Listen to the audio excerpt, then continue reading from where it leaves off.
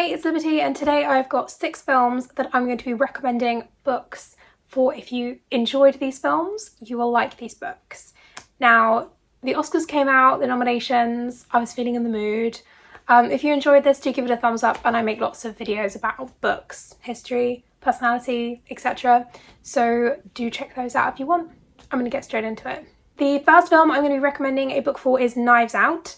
And this film came out in 2019. It is a murder mystery. It follows a private detective as he investigates the murder of a 80-something-year-old family patriarch and writer of mystery novels. All the family members and employees are suspects. There are several twists and turns, and you think you know exactly what is going on, and then it turns out you don't. Absolutely brilliant film. For Knives Out, I'm going to be recommending an Agatha Christie novel. Now, the most obvious choice here would be to recommend Cricket House, where an 80-something-year-old family patriarch gets murdered by an injection by one of the family members, and they got to work out which. I mean, it's literally identical, so I'm not going to recommend that. I'm instead going to recommend Ordeal by Innocence. It's also a family murder drama, but it is based on a matriarch. She gets murdered. Essentially, she adopted a lot of these different children and raised them as her own. One of them gets put away and dies in prison for murdering her. However, a year later, someone shows up saying that he was the alibi that the poor young man who died in prison needed. He's innocent, he died for nothing, and there is still a killer amongst them. It is one of Agatha Christie's favourites of her own novels. It's great. There have been numerous sort of TV and radio adaptations of it. They've all been good. I picked this one because, again, there are several moments where you think you know exactly what happened, and then all of a sudden you realise that you were wrong.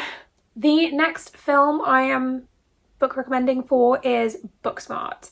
Now, Booksmart was Olivia Wilde directed this film, and it's all about 2 best friends.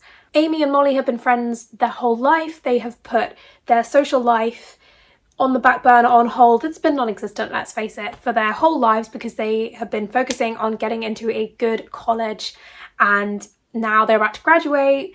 They talk to all their classmates who are getting into the good universities, but they also had fun during high school, and so they begin questioning their entire experience and life up to that point. Molly specifically freaks out and decides to try and get them both to sort of live a high school's worth of fun into the night of their graduation. If you enjoyed Booksmart, I'm going to recommend The Unexpected Everything by Morgan Madsen. This novel is all about Andy, and she's a planner. She has her life figured out.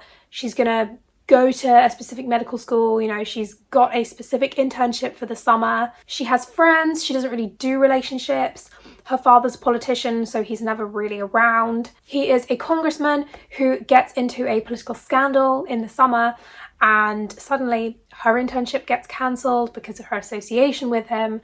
She finds herself with nothing to do all summer, so she has to sort of create a new plan for herself, which she does. She gets a part-time job. She sort of has to find a new relationship with her father, and she gets involved in this sort of epic scavenger hunt as well.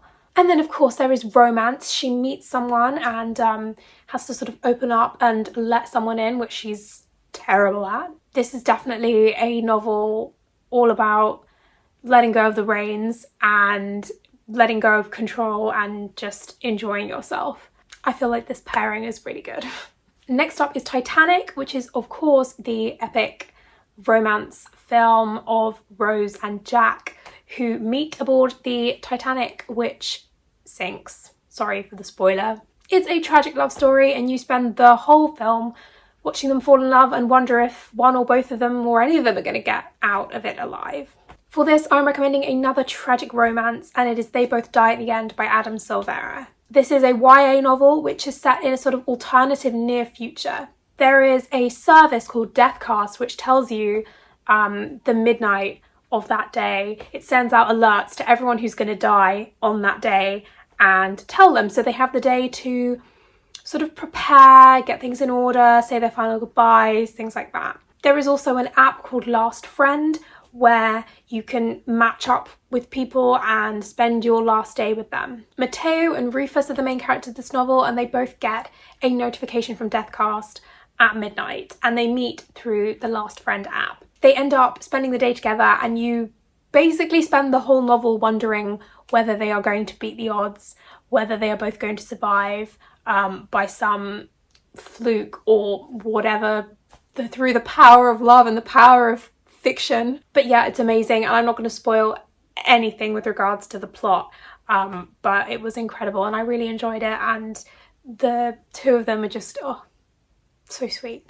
Also, it's going to be a TV series soon, so this is the perfect time to read it. So for my next film, I'm going to be talking about Midnight in Paris. Let's say you watched Midnight in Paris before you knew what kind of person Woody Allen was, and you fell in love with the film and you really loved it, and you really want to rewatch it and have that experience over again, but you don't want to give Woody Allen any money or any royalties or anything like that. I have the perfect recommendation. So Midnight in Paris is all about this man who is played by Owen Wilson, and he is on a trip in Paris, and he is a writer, he's a screenwriter specifically, but he really loves sort of Paris in the 20s and the Lost Generation, and all of those writers and people. Gil discovers that he can travel in time at the stroke of midnight, and he ends up in Paris in the 20s, surrounded by all of his heroes. You know, you've got Hemingway and F. Scott Fitzgerald, but also Picasso and Gertrude Stein and everyone, you know, Cole Porter, all of these amazing people. It's almost Avengers-esque because you see all of these people that you will know for their expertise in certain fields. Obviously, they were all friends or acquaintances or, you know, frenemies or whatever. And so to see them all together, and I mean, I got into Hemingway because I watched this movie and I could never really get his writing before, but when I heard it I heard the guy who plays Hemingway speak in the same way that Hemingway writes, and it all clicked for me then, and I love Hemingway now. I realised the actor is Corey Stoll, I think. He's in House of Cards, but also in Ant-Man. Anyway, the film is all about nostalgia and romanticising the past, and how, you know, rose-tinted glasses, things always look better when you don't have to live the reality. And there's nothing that can cure that more than reading the real thing. So I'm recommending A Movable Feast by Ernest Hemingway, and I have recommended this before a while ago, but I just love it. So it is Hemingway's sort of fictionalized memoir, and it's in a set of short stories, and it's set all in that time. He's in Paris, he's poor, he's a writer, he's doing what he loves. It's a love letter to the city, really.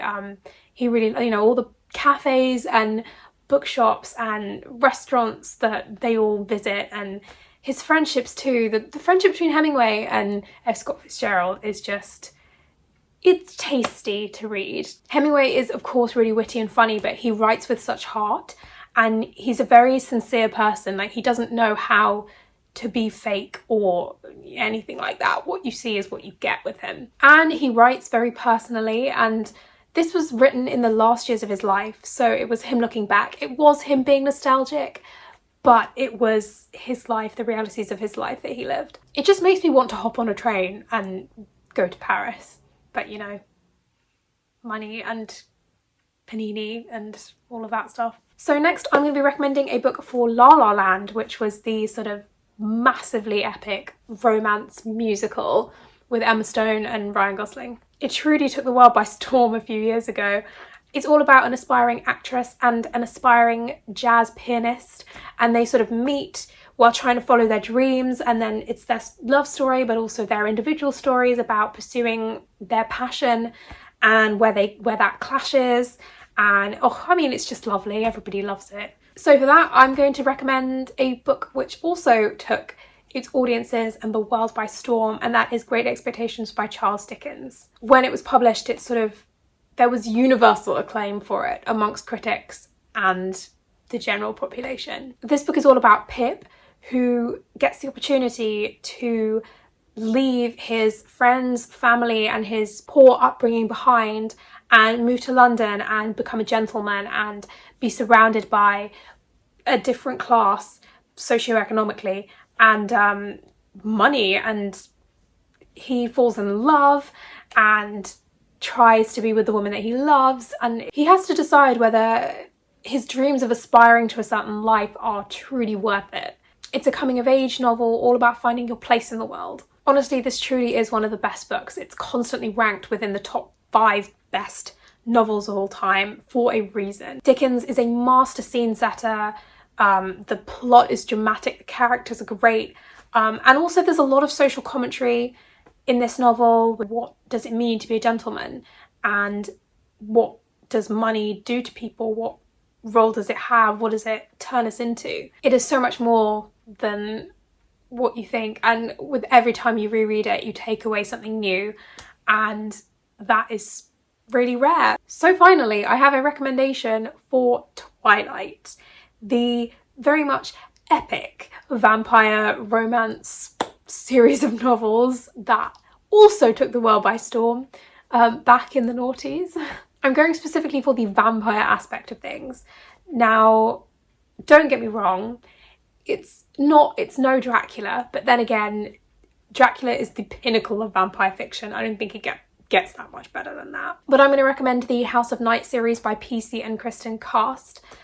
Now, Zoe is the main character of this series of novels. There's 12 of them, I think, and I think I read about 9 of them when I was a teenager. This is very much catered towards teenage audiences. Zoe is living a normal life with her family, you know, she has friends, etc., boyfriend, and then she gets marked and she has to leave her whole life to go and live in a boarding school, the House of Night, and she has to sort of train to become an adult vampire. However, she must survive the change, and not everyone who gets marked does survive. Just like in Twilight, there are people who sort of have extra abilities, like almost elemental and other things like that, and of course Zoe does, our protagonist. She has been chosen by the vampire goddess, as that is the system with which all the vampires are sort of within. The group of vampires that Zoe ends up sort of with, a great thing about this series is the way that the characters you start off with in book 1, the way that they change and the different plot lines they go through and what they have to deal with, and how it changes them for the better, for the worse, etc. Yeah, there are characters that you will hate at the start that you will come to love, and it's a good mix of character and plot, I would say. That was very simple. Like, there are other groups and other beings within this world. I would be curious to see if this is going to be turned into a TV series. It seems like the kind of thing that would make a good transition to like American TV, like Shadowhunters, something like that. I could see how that would translate over. Anyway, that is it for my recommendations. Thank you for watching. If you liked it, do give it a little thumbs up, and I make videos all about books, history, personality, etc. So do check those out and subscribe if you want to. Happy reading!